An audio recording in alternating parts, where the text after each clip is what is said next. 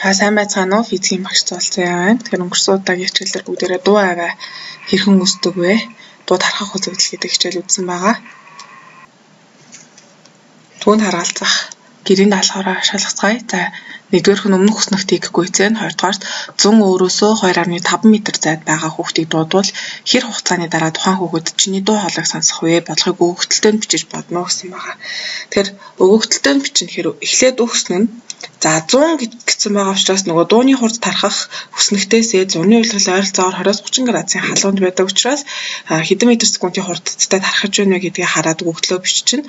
2.5 м зайд гэдэг маань манай тэр хоол байгаа зам маань болчихно. Тэгэхээр өгсөн нь S тэнцүү 2.5 м, V буюу хурд тэнцүү 344 м/сек.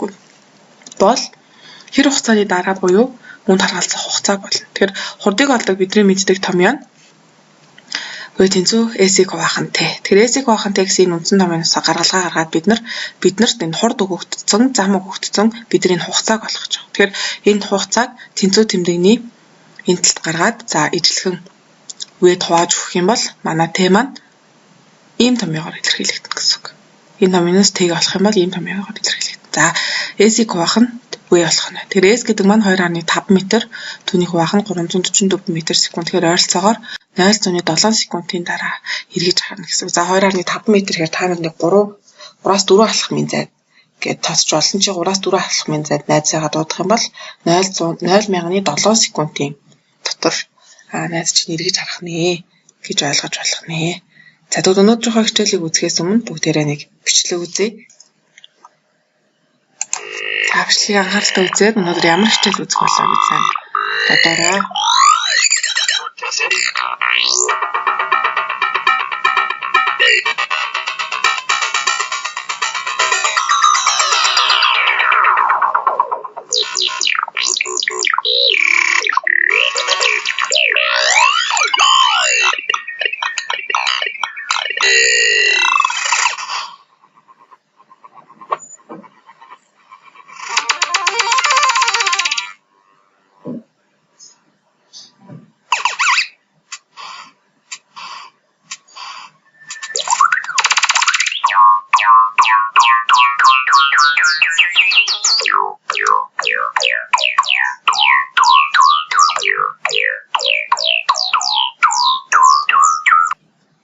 Бичлэгээ үзсэн бол бид өнөөдөр ямар хичээл үзэх юм болоо. Саяны гарч байгаа бичлэгэн дээр гарч байгаа үзэгдэл биднэрт яг ямар тохиолдолд үзэгддэг үзэгдлүүд вэ? Тэгвэл бид өнөөдөр дууг хүлээн авахч ба хэмжигч гэдэг хичээл үзэх нэ. Гарчиг тавиарай. Дууг хүлээн авахч ба хэмжигч. Хүн хэрхэн дууг хүлээн авах вэ? Энэ асуултаас өмнө яг дууг хүлээн авахч гэдэг маань өөрөө юу юм болоо гэдэгт бүгдээрээ хариулцгаая. Дуу авийг мэдэрч байгаа биеийг дуу хүлээн авахч гэнэ. Дуу авийг мэдэрч байгаа ямар ч биеийг дуу хүлээн авахч гэнэ. За хүний хувьд болохоор бидний чих байна.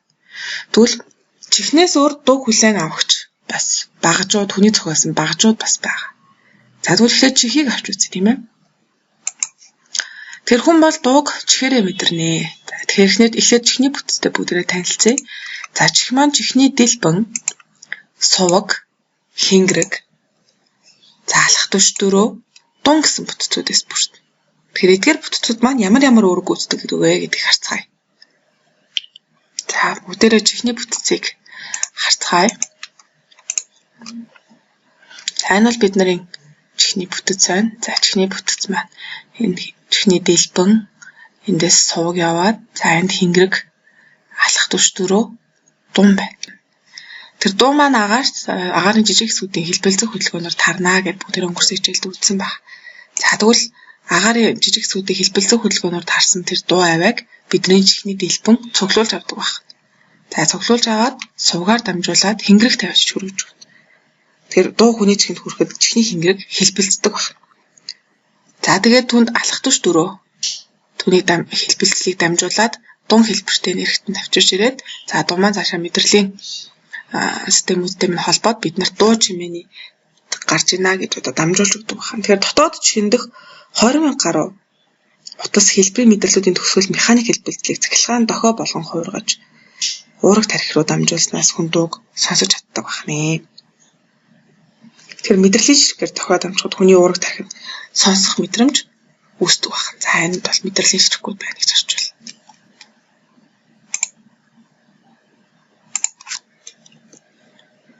Тэгвэл эндээс тус бүрчлэн задлаад үүргийг нь бичицгээе.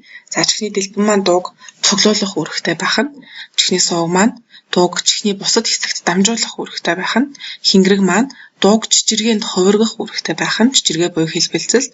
За алхтууш дөрөө маань чичиргээг цааш дамжуулах. Юунд дамжуулах вэ гэхээр чихний дун гэдэг нэртэнд дамжуулаад дун маань дууг давтамжаар нь ялган таних үүргийг биднэрт гүйцэтгэж өгдөг байна. Бичиж байгаарай. Тэр дууг давтамжаар нь 3 ангилдаг. Инфрадуу, сонсогдох муж, ультрадуу. Тэрөөс хүний сонсогдох муж нь 20-оос 20 мянган герцийн давтамжтай дууг сонсдог. Тэр 20-оос 20 мянган герцийн давтамжтай гэхээр чанга сул гэж ойлгоод байдаг. Давтамж гэдэг маань дууны нарийн бүдүүнийг илэрхийлдэг учраас энэ бол нарийн бүдүүн гэж ойлгох нь. За тэгээд 20 мянган герцээс илүү дээш дууг одоо сарсан магвахай, нохой их мэтчлэн илүү сонсголтой амьтад. За 20-оос доош дууг заан мэтчлэн амьтад сонсдог байна. 20 герцээс бага дууг тэгэхээр инфрадуу гээд 20 мянган герцээс их дууг ультрадуу гэж нэрлэдэг. Тэгэхээр инфра болон ультрадууг хүн сонсож чадахгүй. Хүн зөвхөн сонсогдох мужийнхаа л энэ дууг сонсож чадах нэ. Тэр давтамж их буюу 20 мянган герцээс их дууг бид нар хит өндөр дуу гэж ангилдаг байна. За давтамж бага буюу 20 герцээс бага дууг бид нар хит нам буюу инфрадуу гэж авч үздэг байна. За тэмдэглэж аваарай.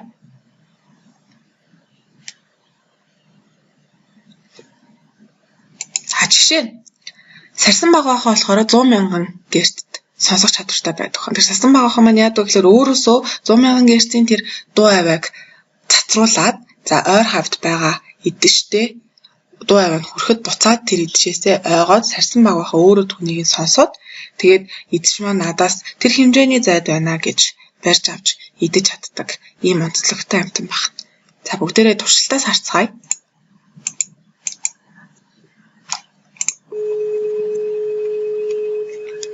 За амплитюд гэдэг нь болохоор далайц байгаа. Далайцыг багасгахад дуу хаяархан ихсэхэд дуу маань чанга болж байна. За дунд зэрэг юм ойлгож. За дөрөвний 20-оос 20 мянган герцийн засварыг харцгаая. За герцийнхаа хамгийн өндөр засварт эхлээд харъя. За өндөр 1000 герц байна. Тэр 1000 герцийг сонсоход биднэрт бас төвөгтэй байгааз. За бүр доошлуулаад энд хамгийн нам нь 1 герц. За 20 герц бид тийм паржигнаа юм шиг сонсогдох нь байна. Энээс бага сонсогдохгүй. За биднээс 20 герц маань яг нь паржигнаа юм шиг сонсогдоод. За түүнээс ихсүүлээ. Сайн сонсорой. За ойролцоогоор яг 150 герцээс дээшээ биднэрт дууны өнгө бол сонсогдож эхэлж байгаа.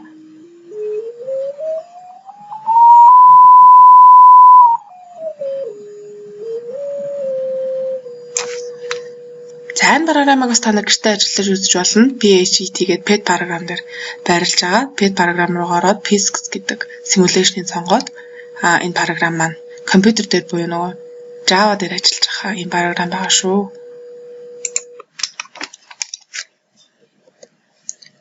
За тэгвэл нөгөө нэг дуу хүлээн авахч нь болохоор бидний зохиосон дууг хэмждэг багаж байна. Тэр дууг хэмждэг багажаасаа урьдчилаад бүгдээрээ дууг яг ямар нэгжээр тэмдэглэж болдог вэ гэдгийг авч үзье. За дууны хүчийг децибел гэдэг нэгжээр хэмждэг байгаа.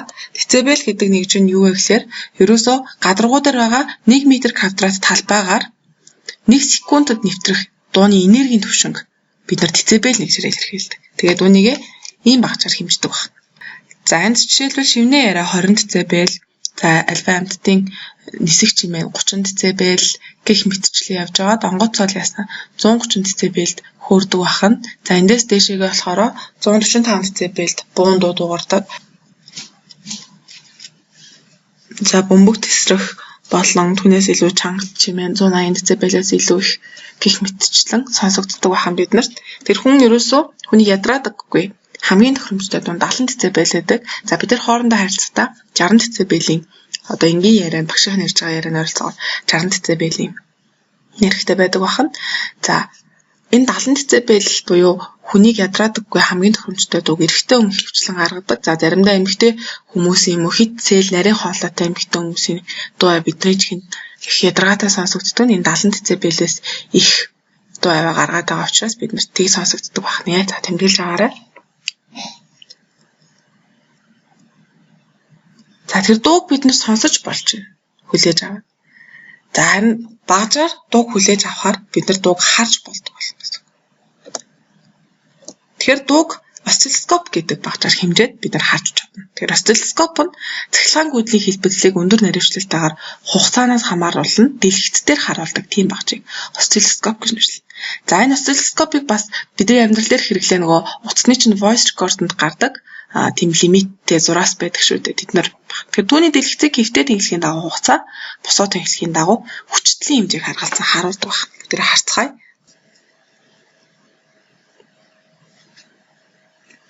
За өнгөрсөн удаагийн ажил резюмет програм дээр ажиллаж үзье. За энэ дуу үсгэгч маань байна. Энэ болохоор осциллоскопын дууны долгионыг дэлгэцээр харуулж байгаа. Ийм багаж маань байна. За дуу үсгэгчрээ дууг тавья. Агаар молекулууд биднэрт ингэж хөдөлж байгаа харагдана. За осциллоскопын багажны маань дэлгэц нь дууг долгионоор харуулж байгааг та нар харж байгаа байх. За ойролцоогоор дээшээгээ хагаснууд доошоо хагаснуудад далаацтай дууны долгион маань явж байна. За үүндээсээ бүгдээрээ далаацыг X гэж үзье. Долгион яаж өөрчлөгдөхийг сайн хараарай энэ яг энэ хэсгээс. За дууны долгион босоо тэнхлэхийн дагуу илүү их далаацтай давлгаалж байгааг та нар харж байгаа бах. За далаацаа багасгая. Тэгээ яг хуучны адил яасан. Хагас дөрвөлжин хурдтай долгиолж. За давтамжийг X гэж үзье. Долгионыг сайдраа ажиглаарай. За ихэд давтамжийг хамгийн минимум дээр авчи баг дээр. За долгионы манд давлгаа илүү их томорж байгааг та нарч байгаа. Ихтэй тэнхлэхийн дагуу илүү их яаж байна. Долгион маань хол зайтай долгиолж. За давтамжаа нэг хэсгий. Хамгийн ихтэй нь авчиж. Тэр далаацыг өөрчлөөгүй байгаа болохоор дээшээ доошоо буюу босоо тэнхлэхийн утга ихсэж багасгүй байгааг хараарай. За давтамжийг хамгийн их утга дээр нь тавихад яаж долгионы маань хоорондох цай ойртож. Энэ дээр ч гэсэн харагдаж байгаа. Даалганы долгионы хоорондох цай. За дунд зэрэгт авч. Тэг бид нар хоолойноосоо нэгэн жигдийн ийм дууны өнгө гаргадаггүй учраас янз бүрийн хэлбэрээр ярьдаг. За эндээс янз бүрийн хэлбэртэй дууны долгион үүсгэж үзье.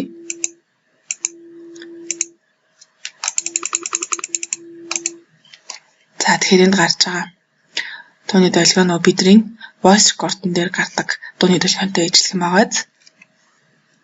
Тэр саяны туршилтаас ажигласан бол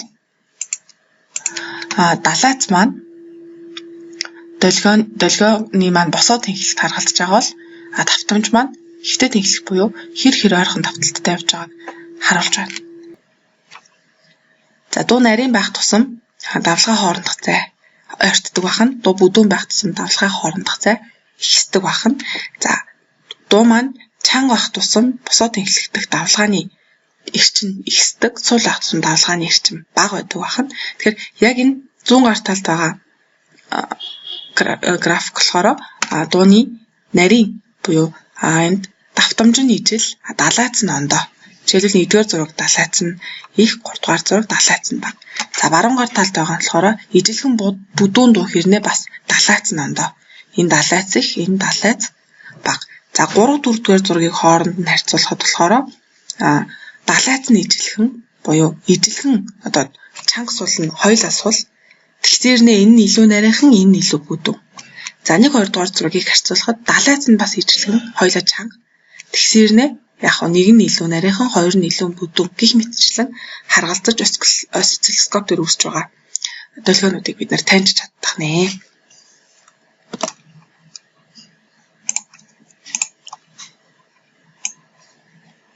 За өөр нэг осциллоскопын дэлгэцэн дээр ажиллая. За би энэ давтамжийг ихсгэе. Давтамжийг багасгая. Долгионы маань хоорондох цай холдож ойртож байгааг харж байгаа. За энэ далаацыг ихсгэе. Далаацыг багасгая. Тэр ингэж харагдах нэ бид нар. Тэгээ өнөөдрийн маань орсон хичээлийн хүрээд өндөрлөж байна. Ойлгомж үзүүлээ комент хэсэгт асуугаад бүр ойлгохгүй бол багш руу утсаар холбоо барьж болно. Тэгэхээр гэртээ сургагчгийн 84 дахь хуудсын дасгал ажлыг ажиллаад 85 дахь хуудсыг сайтар уншин тэмдэглэж авнаа. За 85 дахь хуудас бүлгийн нэгдсэн дүгнэлт байгаа. Энэ хэсгийг унших нь байна. 84 дахь хуудас гэхээр энэ хэсгийн дасгал ажлыг ажиллаад комент хэсэгт зураг оруулах нэ. Мөн хичээл бичиж тэмдэглэсэн зураг комент хэсэгт оруулаарай. Анхаарал тавьсан явдалд баярлалаа.